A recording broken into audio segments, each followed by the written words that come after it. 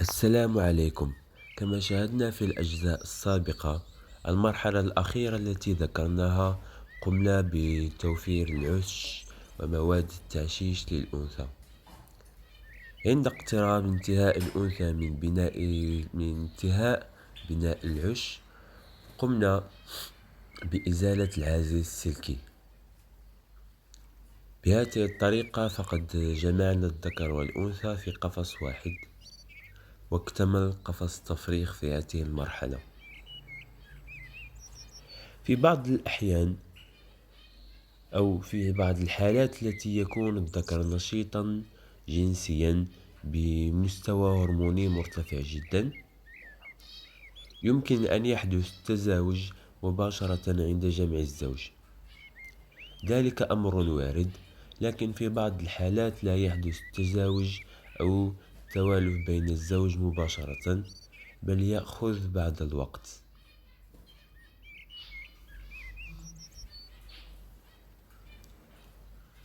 كما تشاهدون هنا من بعض علامات جهوزية الزوج أنه يقوم اللعب بمواد التعشيش، خصوصا الذكر في هذه الفترة سوف يستكشف العش وأيضا مواد التعشيش. فمن علامات جهوزيته في هذه الفترة أيضا وأنه متوالف مع الأنثى، فبذلك سوف يقوم بحمل مواد التعشيش في فمه، وغالبا سيكون ذلك من القطن.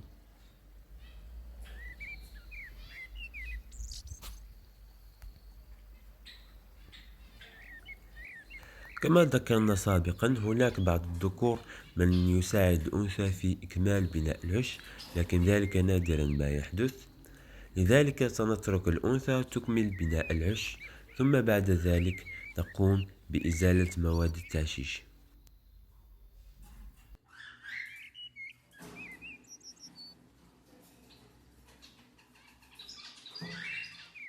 ليس من الوارد أن تشاهد عملية التزاوج، لكن يمكنك مشاهدة بعض العلامات عند حدوثه قبله أو بعده. لذلك من بعض هذه العلامات هو قيام الأنثى بنفض ريشها وترتيبه، وأيضا ترتيب ريش مخرجها. في هذه الحالة يمكنك التأكد من أن الزوج قد قام بالتزاوج، والأنثى تقوم بتنظيف نفسها.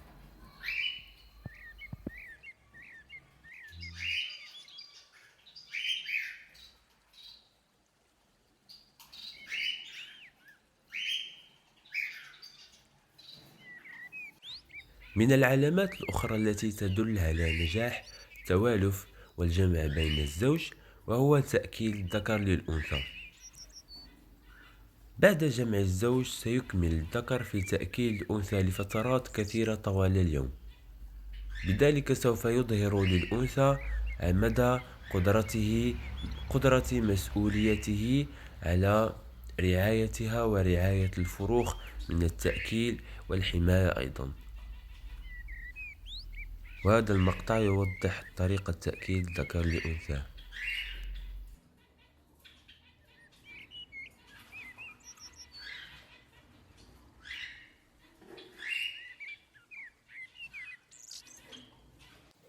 ولا تنسوا توفير حوض الاستحمام. الاستحمام والتبلل يساعد وينشط الكناري على التفريخ وأيضا فصائل أخرى، لذلك يجب توفيره في هذه الفترة، ويجب تقديمه من 3 أيام، كل 3 أيام أو 4 أيام. وأيضا لا يجب نسيان توفيره في فترة وضع البيض والحضانة، لأنه بهذه الطريقة سوف نتجنب كبس البيض أو موت الفراخ أو احتباسها داخل البيض بسبب عدم قدرتها على تقشير البيض وكسره. لذلك حوض الاستحمام يعتبر مهم جدا. الآن ننتقل لطريقة تخزين البيض. تخزين البيض تعتبر طريقة سهلة جدا للتطبيق، بحيث نقوم بإزالة البيض الذي تضعه الأنثى ونعوضه ببيض بلاستيكي في مكانه.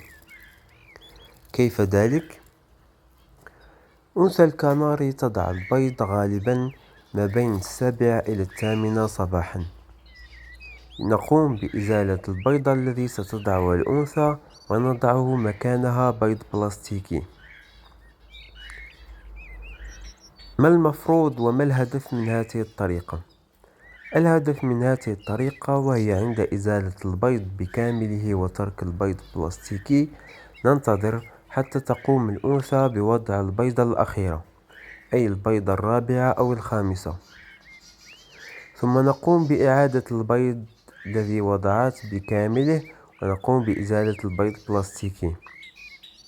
الهدف هو أن نقوم بجعل الأنثى تبدأ حضانة البيض كله في مرة واحدة وفي نفس اليوم. بهذه الطريقة نتجنب موت الفراخ بسبب فوارق العمر. كيف ذلك؟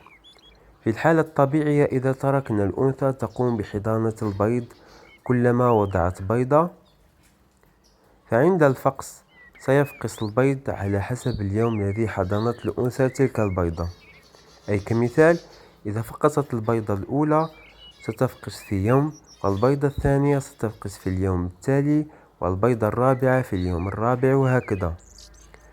بذلك عند نمو الفراخ ستبدأ الأنثى بتأكيل الفرخ الأكبر، والفرخ الأكبر سيكون بينه وبين الفراخ الأخرى الصغيرة فارقا كبيرا في السن. بذلك سنسقط في مشكل، وهو أن الفرخ الذي فقس الأول سيصبح حجمه أكبر ويطلب الأكل بكمية أكبر من إخوته. بذلك ستظل الأنثى أو الأبوين كلاهما بتأكيل الفراخ الملحة على طالب الأكل، وهي الفراخ الأكبر.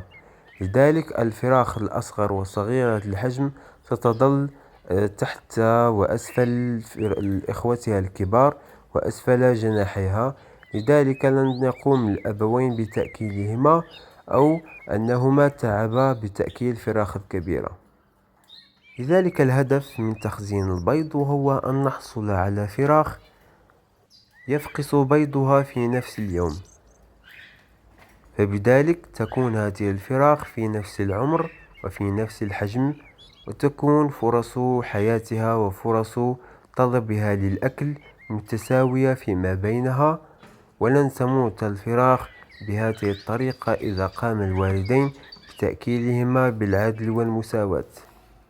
الطريقة سهلة، فما عليك في القيام به هو فقط القيام بإزالة البيضة ووضعها في وعاء. إذا لم يتوفر لك مثل هذا العش البلاستيكي أو من الجودة الجيدة، فيمكنك فقط إحضار وعاء صغير ووضع الحبوب به، والقيام بدفن البيضة على شكل عمودي، وترك الجهة العلوية أي جهة التنفس من الأعلى، أي الجهة الأصغر المحدبة للبيضة تكون متجهة للأسفل داخل الحبوب ومدفونة فيها. أما الجهة المقعرة هي الجهة الأكبر، وهي التي فيها جيب الهوائي، سنتركها بالجهة العلوية، ولا يجب دفنها أسفل الحبوب. نقوم بتكرار نفس العملية كلما وضعت الأنثى بيضة جديدة، فنأخذ بيضتها ونعوضها ببيضة بلاستيكية.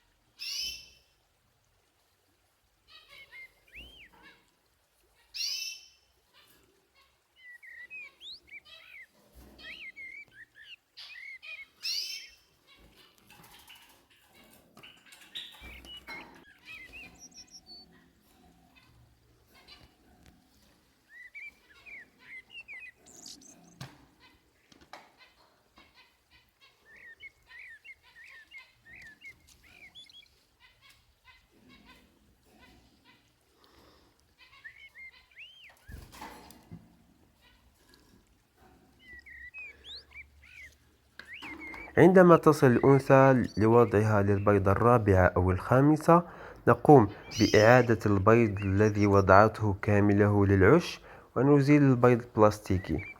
فبذلك ستبدأ الأنثى بحضانة البيض كله في نفس اليوم.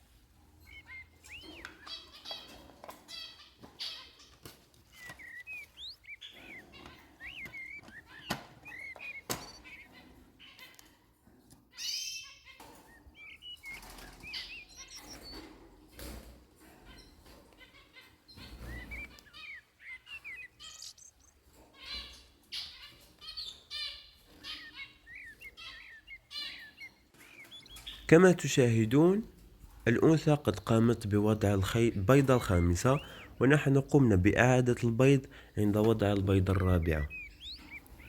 لذلك يفضل القيام بإعادة البيض عند وضع البيضة الخامسة، أو التأكد من أن الأنثى قد اكتملت بوضع 4 بيضات فقط. ولا يجب نسيان تدوين وقت ويوم وضع البيضاء، وأيضا يوم إعادة البيض للحضانة.